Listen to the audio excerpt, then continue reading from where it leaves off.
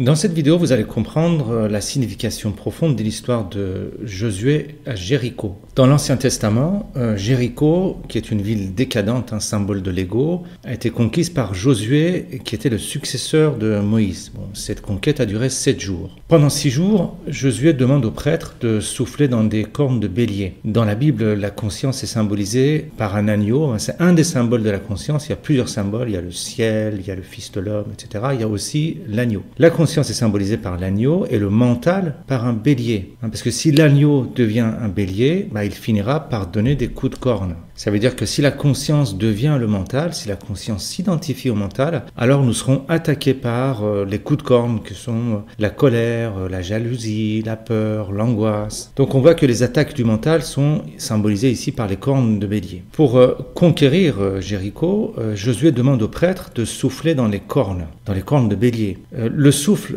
représente la conscientisation. Dieu souffle et l'homme est inspiré. Souffler dans les cornes de bélier représente le fait de devenir conscient des attaques du mental.